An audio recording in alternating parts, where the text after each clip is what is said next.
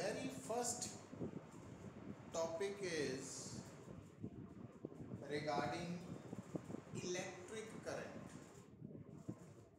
Electric current ਨੂੰ ਅਸੀਂ बेटा किस तरह डिफाइन करते हैं ना, तो इलैक्ट्रिक करंट की डेफिनेशन है time rate of flow of charge through any cross section of a substance या through any cross section. Cross section का मतलब भी अगर आप किसी स्पेस के विच एक पर्टिकुलर एरिया कंसीडर कर लीए तो उस area rate of flow of charge net flow of charge per unit time कितना पास कर रहा उन्होंने असी करंट कहने हैं इलैक्ट्रिक करंट। इलैक्ट्रिक का मतलब होंगे चार्ज तो करंट का मतलब है टू फ्लो, तो फ्लो करने वाला चार्ज। हुण बेटा जो इलैक्ट्रिक करंट है इसकी डेफिनेशन मैं थानू बोली है time rate of flow of charge through any cross section. हुण एक्चुअली तुसीं कुछ गल नूं समझना वा, देखो +1 दे विच तुसीं ना एक टॉपिक पढ़ते हैं स्पीड बारे, वेलोसिटी बारे, एक्सेलरेशन दे बारे, फोर्स दे बारे। हुण जदों तुसीं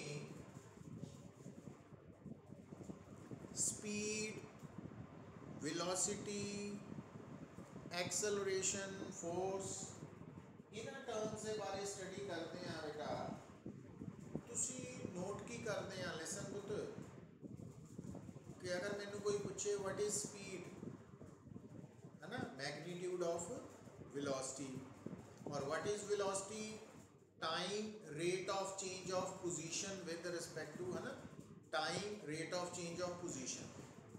और अगर मैंने कोई पूछे what is acceleration, time rate of change of velocity, force time rate of change of momentum. तो बेटा जिस भी फिजिकल क्वांटिटी की definition rate of change of word आ गया, इसका मतलब वो क्वांटिटी जी है ना वो इंस्टेंटेनियस वैल्यू है, दैट इज इंस्टेंटेनियस वैल्यू, और वो मैथमेटिकली एक्सप्रैस की जाएगी डिफरेंशिएशन की फॉर्म। तो जो इलैक्ट्रिक करंट है उसको असी डिफाइन करते हैं time rate of change of charge या time rate of flow of charge through a cross section. तो इसका मतलब जो आ वाला करंट है जिन्होंने असी कहते व्हाट इज इलैक्ट्रिक करंट, वो इंस्टेंटेनियस करंट है और उसकी वैल्यू असी फाइंड आउट करेंगे dq/dt, मतलब चार्ज की एक्सप्रैशन को टाइम के नाल डिफरेंशिएट करके इंस्टेंटेनियस करंट आएगा, time rate of flow of charge. दूसरी तरफ बेटा तुसी हर फिजिकल क्वांटिटी के नाल एक दूसरी टर्म भी जुड़ी देखी होएगी, खास करके स्पीड के नाल, वेलोसिटी नाल, एक्सेलरेशन नाल, फोर्स नाल, that is average. Average speed, average velocity, average acceleration, average force. तो जो एवरेज वैल्यू है ना that is the ratio of two physical quantities. तो अगर मैंने कोई कहे what is average current, average electric current, तो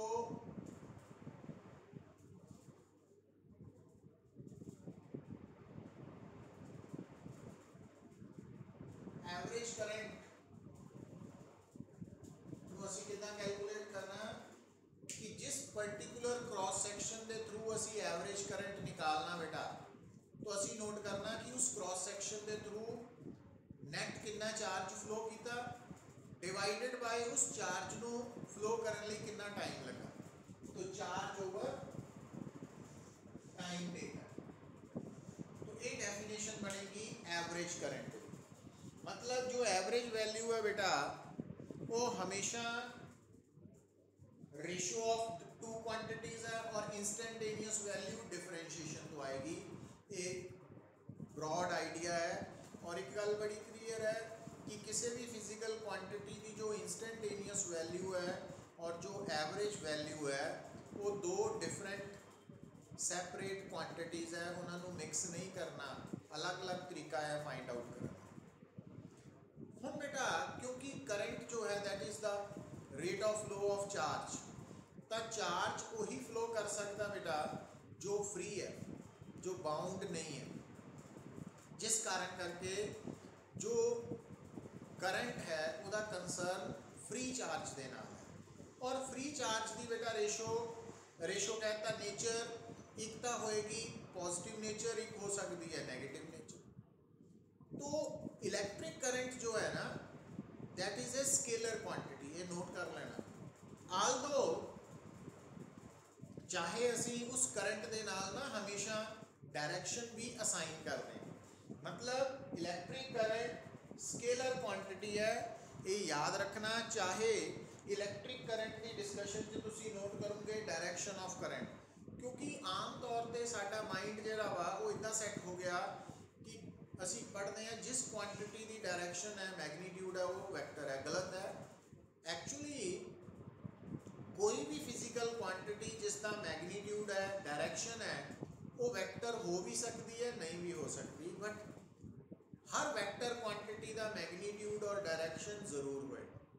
तो दोनों स्टेटमेंट्स के विच फर्क है कि हर क्वांटिटी जिसका मैग्नीट्यूड है डायरेक्शन है जरूरी नहीं वेक्टर होए, बट हर वेक्टर क्वांटिटी का मैग्नीट्यूड भी होएगा और डायरेक्शन भी होएगी। तो जी इलैक्ट्रिक करंट है इसका मैग्नीट्यूड तो है बट इस दे नाल असी डायरेक्शन भी असाइन करते हैं, पर ये बावजूद भी इस करंट जो है that is taken to be a scalar quantity, वो स्केलर क्वांटिटी मनी जाती है। और जो डायरेक्शन ऑफ करंट है, साडे दिमाग च क्वेश्चन ये आंदा कि फिर डायरेक्शन ऑफ करंट का की सिग्निफिकेंस है। तो उसका सिग्निफिकेंस बेसिकली ये है बेटा कि अगर मैनू किसी भी कंडक्टर के थ्रू फ्लो करने वाले करंट की डायरेक्शन नोन है तो मैं उतो दस सकता वहाँ कि अगर उस करंट के फ्लो करने का कारण पॉजिटिव चार्ज है तो उस पॉजिटिव चार्ज की डायरेक्शन तो करंट की डायरेक्शन सेम है। मतलब अगर मैनू करंट की डायरेक्शन पता तो मैनू ये भी पता कि ये करंट पॉजिटिव चार्ज से फ्लो करके है, तो मैनू पता वा कि पॉजिटिव चार्ज करंट की डायरेक्शन वाल जा रहा है। और अगर मैनू करंट की डायरेक्शन पता बेटा तो मैनू ये भी पता कि ये करंट नैगेटिव चार्ज से फ्लो करके है, तो इट मीनस नैगेटिव चार्ज का फ्लो करंट की डायरेक्शन के ऑपोजिट हो रहा बाय कन्वेंशन। और इहदा उलट भी कि अगर मैनू पता वा कि जो चार्जिज फ्री चार्जिज है वो पॉजिटिव नेचर के है और राइट की तरफ फ्लो कर रहे हैं, इसका मतलब उन्होंने करके जो करंट एस्टैब्लिश होएगा वो भी राइट की तरफ होएगा। और अगर फ्री चार्जिज नैगेटिव नेचर के है और वो राइट की तरफ फ्लो कर रहे हैं तो उन्हें करके करंट की डायरेक्शन लैफ्ट की तरफ होएगी। तो ये जो इन्फॉर्मेशन है थानू पता होनी चाहिए। पर ये बावजूद भी करंट स्केलर क्वांटिटी है, क्यों? क्योंकि जो एडिशन ऑफ करंट्स है that is done according two of algebra.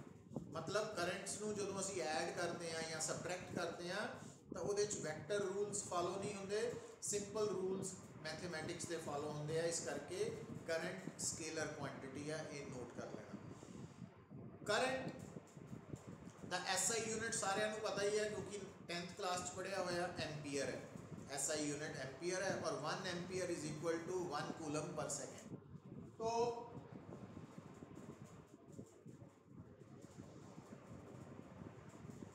बेटा जो थोड़े सामने दो फार्मूलाज लिखे हैं इंस्टेंटेनियस करंट, क्योंकि जेड़ा भी फार्मूला डिफरेंशिएशन की फॉर्म च है ना वो इंस्टेंटेनियस वैल्यू है और जेड़ा रेशो की फॉर्म च है वो एवरेज वैल्यू है।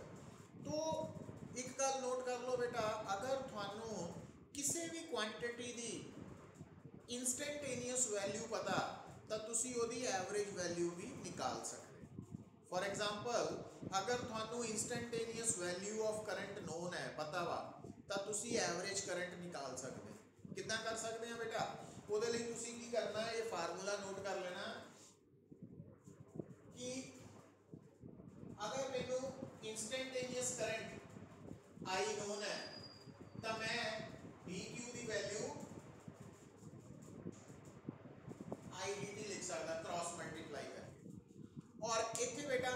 अगर इंस्टेंटेनियस करंट है तो डी क्यू की है, इस करंट के करके जो स्मॉल चार्ज फ्लो कर रहा within time d t, तो d q is equal to i D t. हुण अगर बेटा मैं इस इक्वेशन को इंटीग्रेट करना, तो अगर मैं इसको इंटीग्रेट कर देना वा, it would become total charge. केड़ा टोटल चार्ज? तो अगर मैं लिमिट्स सिलेक्ट करदा फ्रॉम T1 टू T2, तो लेफ्ट साइड जिहड़ी है टोटल चार्ज को किहदे बराबर है? Integration of I D T from T1 to T2। ਇਹਦਾ मतलब ये ਕਿਹੜਾ चार्ज है ਜਿਹੜਾ T1 टाइम तो लैके T2 फाइनल टाइम तक फ्लो किया है ना। तो अगर मैं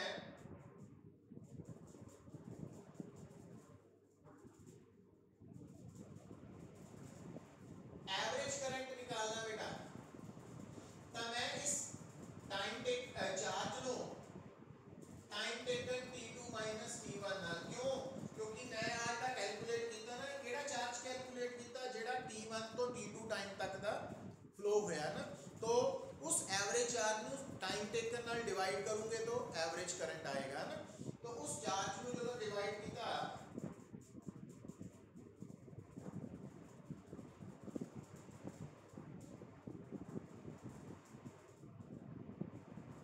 तो अगर सानू इस फार्मूला च आई इंस्टेंटेनियस करंट पता, तो एवरेज करंट फाइंड आउट हो सकता।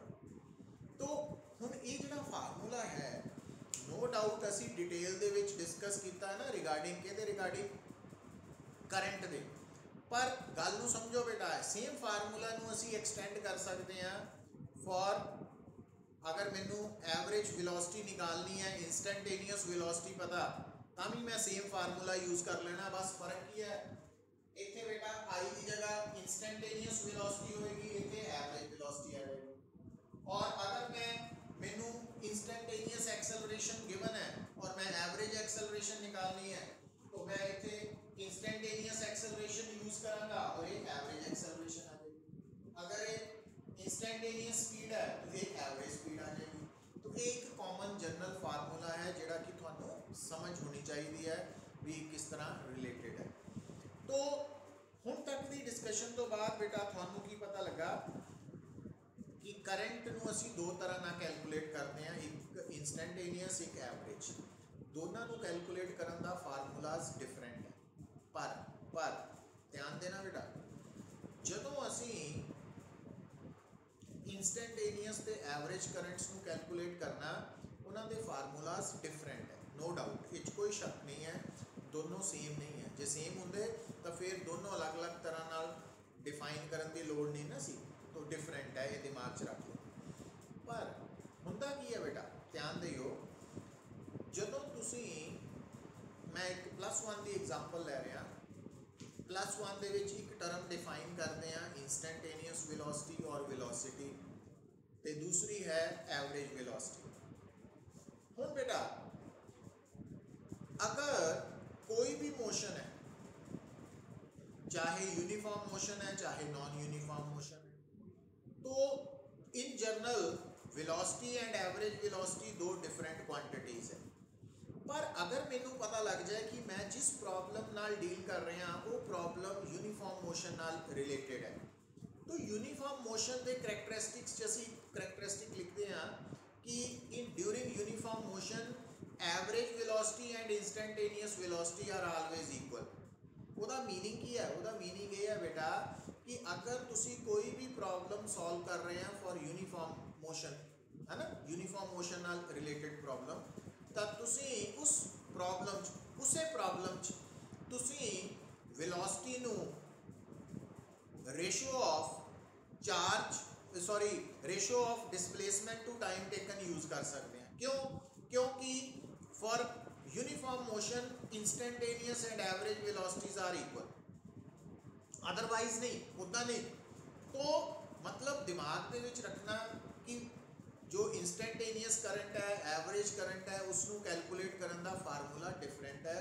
पर किस सिचुएशन असी एवरेज करंट और करंट नू बराबर मान सकते हैं, मतलब करंट की value charge over time taken apply की जा सकती है, क्योंकि अदरवाइज करंट की है D Q by D T, differentiation तो आएगा, बट इन सम केसिस असी करंट नू चार्ज ओवर टाइम टेकन तो भी कैलकुलेट करते हैं, मतलब एवरेज करंट के बराबर मन के चलते। तो वो केड़ी सिचुएशन है बेटा, वो लिख लो types of current, types of current.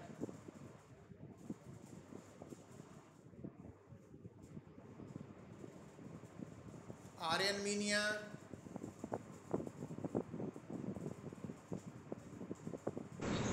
मैं लग रही बेटा, आर्यन पांजा,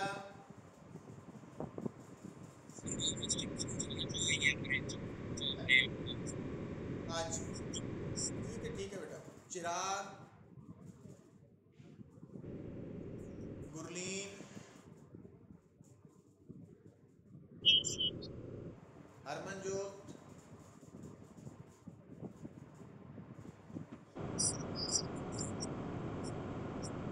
ठीक है बेटा। क्रिश, लक्ष्या, समरीत, नारायण। देखो बेटा एक्चुअली गल की है, कोई भी जी फिजिकल क्वांटिटी है ना, उन्हां विचों असी कई क्वांटिटीज़ नू इंस्टैंटेनियस ते एवरेज दे नाल डिफाइन करते हैं।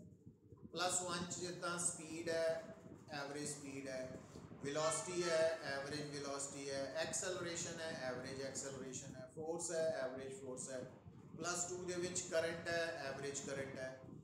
तो ये दो डिफरेंट क्वांटिटीज़ है, सेम नहीं है। तो इंस्टैंटेनियस वैल्यू हमेशा डिफरेंशिएशन तो आती है, जिदा वेलोसिटी की इंस्टैंटेनियस वैल्यू dx/dt है, तो एवरेज वेलोसिटी की वैल्यू डेल्टा x/डेल्टा t है। एक्सेलरेशन की वैल्यू dv/dt है डिफरेंशिएशन तो एवरेज एक्सेलरेशन की value change in velocity by time taken है, डेल्टा v/डेल्टा t। तो कहने का मतलब है कि एवरेज एंड इंस्टैंटेनियस वैल्यूज दो डिफरेंट क्वांटिटीज़ है ना, सेम नहीं है। पर इन सर्टन सिचुएशंस दोनों सेम भी हो सकती हैं। फॉर एग्जांपल +1 दे विच असीं पढ़िया सी पुत्र कि अगर यूनीफॉर्म मोशन है तो यूनीफॉर्म मोशन दे विच तुसीं वेलोसिटी नू डिस्प्लेसमेंट ओवर टाइम टेकन भी लिख सकते हैं। क्यों लिख सकते हैं? क्योंकि in uniform motion velocity and average velocity are always equal, पर हमेशा नहीं लिख सकते।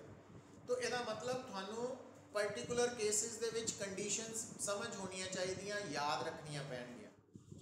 पर अगली गल बड़ी क्लीयर कर लो कि अगर बेटा किसी भी situation they which, in any kind of situation, किसी भी तरह की सिचुएशन अगर थानू इंस्टैंटेनियस वैल्यू पता वा तो तुसी उसकी एवरेज वैल्यू निकाल सकते हैं।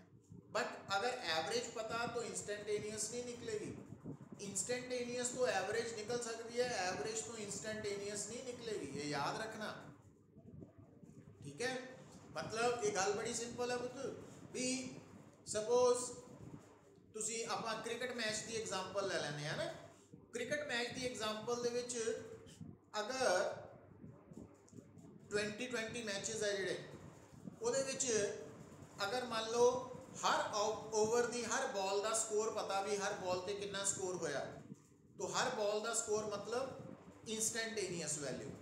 तो उत्थों आपां 20 ओवर्स दे विच टोटल कितना स्कोर बनया और उस टोटल स्कोर नू 20 ओवर्स ना डिवाइड करके जिन्हों रन रेट कह देने कि रन पर ओवर है ना, वो एवरेज स्कोर आ गया बेटा, वो एवरेज स्कोर बन गया। तो अगर थानू हर बॉल का स्कोर पता तो तुसी टोटल स्कोर काउंट करके उन्होंने नंबर ऑफ ओवर्स ना डिवाइड करके एवरेज स्कोर मतलब रन रेट जिन्हों कहने तुसी वो कढ़ सकते हैं, एवरेज स्कोर पर ओवर। पर यदा उलट नहीं कढ़ सकते। मतलब अगर मैनू कोई दसे कि एक टीम ने 20 ओवर्स दे विच 160 रनस बनाए है, तो वो 160 रनस का मतलब है एवरेज वैल्यू तो 160 ओवर 28 आ गई, 8 रन पर ओवर। पर उतों मैं ये नहीं देख सकता कि केड़ी बॉल ते कितना स्कोर बनया ना, उतों नहीं मैनू पता लग सकता। तो हर बॉल ते कितना स्कोर बनया उतों मैं एवरेज कढ़ सकता, बट एवरेज तो हर बॉल ते कितना स्कोर बनया ਉਹਦਾ आइडिया नहीं लग सकता। तो सेम चीज़ हर ट्रू है हर क्वांटिटी नाल कि उसकी इंस्टेंटेनियस वैल्यू तो एवरेज वैल्यू निकल सकती है, बट एवरेज वैल्यू तो इंस्टेंटेनियस नहीं निकलती। और किसी भी क्वांटिटी की इंस्टेंटेनियस वैल्यू तो एवरेज कितना कढ़नी है, ਉਹਦਾ फार्मूला ਤੁਹਾਨੂੰ दसिया। ਆਪਾਂ करंट की एग्जांपल ले ली कि जो करंट की इंस्टेंटेनियस वैल्यू क्योंकि dq/dt है, ਇਹਦਾ मतलब dq हो गई IDT। तो dq की है amount of charge flowing within time dt। तो अगर आपको गिवन टाइम इंटरवल का टोटल चार्ज चाहिए तो आप dq = IDT इक्वेशन को इंटीग्रेट कर देंगे, तो टोटल चार्ज आ जाएगा इनका गिवन टाइम इंटरवल। इतने गिवन टाइम इंटरवल केड़ा वा t1 टू t2, और उस तो बाद उस चार्ज को उस टाइम इंटरवल नाल डिवाइड कर दो, वो एवरेज करंट आ जाएगा। तो वो एवरेज करंट आ गया बेटा। हुण ये जिहड़ा एवरेज करंट आया, तो ਇਹਦੇ ਵਿੱਚ ਤੁਹਾਨੂੰ ਦੱਸਿਆ कि जनरलाइज कर सकते हैं तुसी इस फार्मूला ਨੂੰ कि आ ਜਿਹੜਾ फार्मूला है ਇਹਦੇ ਵਿੱਚ अगर I इंस्टेंटेनियस करंट की वैल्यू है तो आ एवरेज करंट है, पर जे के ਆਪਾਂ एवरेज इंस्टेंटेनियस स्पीड की वैल्यू पुट करिए तो ये एवरेज स्पीड हो जाएगी। अगर ये इंस्टेंटेनियस वेलोसिटी है तो ये एवरेज वेलोसिटी आ जाएगी। अगर ये इंस्टेंटेनियस एक्सेलरेशन है तो ये एवरेज एक्सेलरेशन आ जाएगी। ये फार्मूला बड़ा इंपॉर्टेंट है, इनको नोट कर लेना। आर्यन पांजा समय लगी है।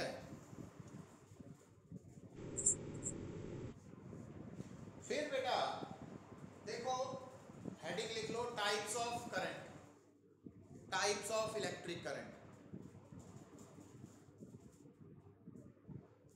तो जिस तरह तुसी मोशन नु बेटा मेनली दो कैटेगरीज च डिवाइड करते हैं, एक यूनिफॉर्म मोशन एक नॉन यूनिफॉर्म मोशन, है ना। उतना ही करंट्स दियां दो टाइप्स है, main types. Number 1 steady current, number 2 variable current.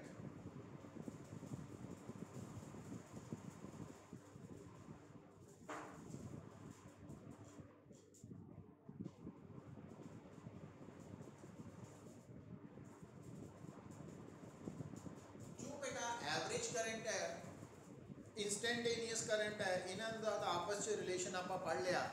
पर हुण स्टैडी करंट, वेरिएबल करंट, नाम तो क्लीयर है कि स्टैडी करंट का मतलब है पुत्र वो करंट जिसका मैग्नीट्यूड ते डायरैक्शन स्टार्टिंग तो एंड तक मतलब गिवन टाइम इंटरवल च की रहे कॉन्स्टेंट सेम। और अगर बेटा करंट का मैग्नीट्यूड या डायरैक्शन दोनों चो कोई भी एक चेंज हो रहा है या दोनों ही चेंज हो रहे हैं तो असी कहांगे कि ये वेरिंग करंट है या वेरिएबल करंट है। हुण बेटा जिहड़ा वेरिएबल करंट है उसकी एग्जाम्पल तो है जिहड़ा साडे घरां च सप्लाई हो रहा अल्टरनेटिंग करंट, है ना। और अल्टरनेटिंग करंट बारे असी इन डिटेल यूनिट नंबर 4 पढ़ांगे, पूरा प्रॉपर यूनिट है। तो स्टैडी करंट किहनूं कहने आ पुत्र, वो मैं तुहानूं दस चुका कि स्टैडी करंट का मतलब है वो करंट जिसका मैग्नीट्यूड ते डायरैक्शन सेम रहनी है, वो बदलनी नहीं। और उसकी अगर कोई सानू एग्जाम्पल पूछे तो तुसी नोट कर सकते हैं कि स्टैडी करंट की एग्जाम्पल है करंट सप्लाइड बाय सेल और battery to a circuit containing resistors. मतलब जिस सर्किट रजिस्टर्स कनैक्टेड है उस सर्किट नूं सैल या बैटरी जो करंट सप्लाई कर रहे हैं तो उस करंट को असी स्टैडी करंट मानते हैं। मीनस उस करंट का मैग्नीट्यूड ते डायरैक्शन सेम रहते हैं ना, तो ये ध्यान च रख लेना। और स्टैडी करंट का ही बेटा दूसरा नाम है जिहदे नाल तुसी ज़्यादा फैमिलियर है, डीसी डायरैक्ट करंट, जिन्होंने डीसी करंट भी कह दें है ना, डायरैक्ट करंट। बट अदरवाइज जो स्टैडी करंट है वो मैग्नीट्यूड ते डायरैक्शन सेम रहनी है, जबकि डीसी जिहड़ा वर्ड है डायरैक्ट करंट का मतलब डायरैक्शन फिक्स है, ठीक है। बट उन्होंने असी मान सकते हैं कि डीसी करंट और स्टैडी करंट सेम ही है ना। तो हुण जिहड़ा ये सैकेंड यूनिट है ना, ये जिहड़ा करंट है वो स्टैडी करंट है। और स्टैडी करंट जिहड़ा वा नोट कर लो कि जदों आपां स्टैडी करंट नाल डील करते हैं बेटा तो इंस्टेंटेनियस वैल्यू तो एवरेज वैल्यू दोनों सेम आ जाती। ये उदा ही है कि जदों आप यूनीफॉर्म मोशन स्टडी करते हैं तो यूनीफॉर्म मोशन दे विच एवरेज वेलोसिटी ते इंस्टैंटेनियस वेलोसिटी इक्वल है। उसी तरह स्टैडी करंट के केस बेटा जदों भी आप स्टैडी करंट बारे डील करना तो स्टैडी करंट इंस्टैंटेनियस करंट ते एवरेज करंट हमेशा सेम होने, बराबर होने, इक्वल होने। तो ये नोट कर सकते हैं तुसी, है ना। और ग्राफ अगर ड्रॉ करके दसा types of current they which, types of current they which graph बेटा आ जाएगा, देखो आ करंट है, हर टाइम पे करंट का मैग्नीट्यूड डायरेक्शन सेम है, इनू ਅਸੀਂ ਕਹਿੰਦੇ ਆ बेटा स्टैडी करंट, ਜਿਹਨੂੰ ਤੁਸੀਂ डीसी करंट ਨਾਲ भी जानते हैं ना। पर आ ਜਿਹੜਾ करंट है, इस करंट का मैग्नीट्यूड बदल रहा, तो ये वेरिएबल करंट है। और आ ਜਿਹੜਾ करंट ਤੁਸੀਂ बेटा देख रहे हैं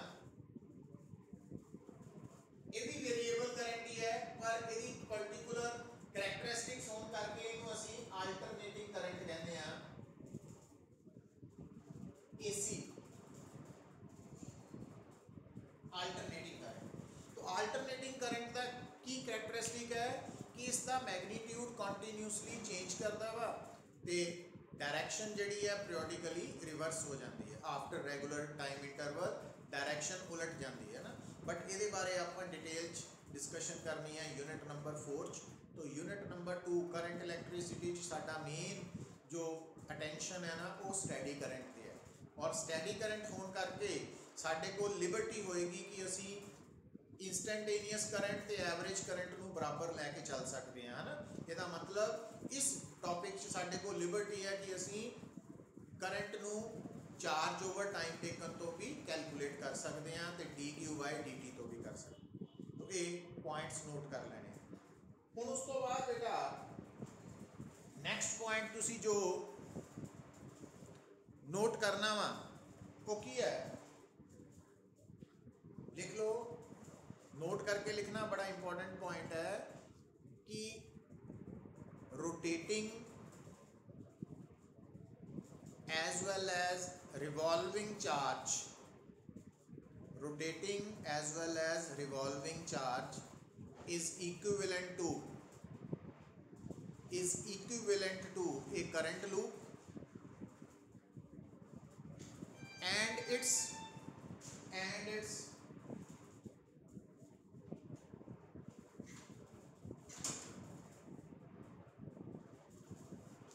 is measured as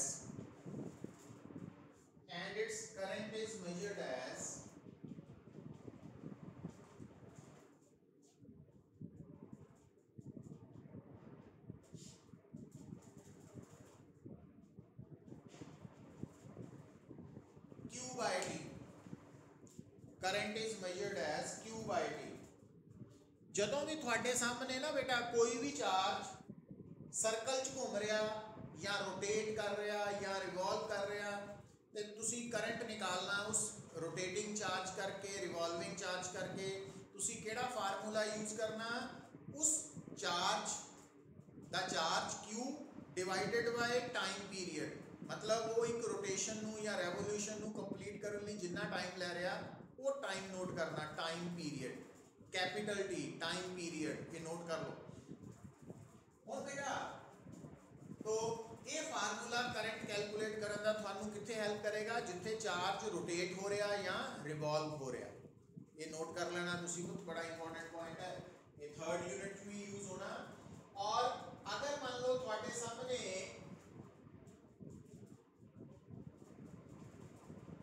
थोड़ा चार्ज Q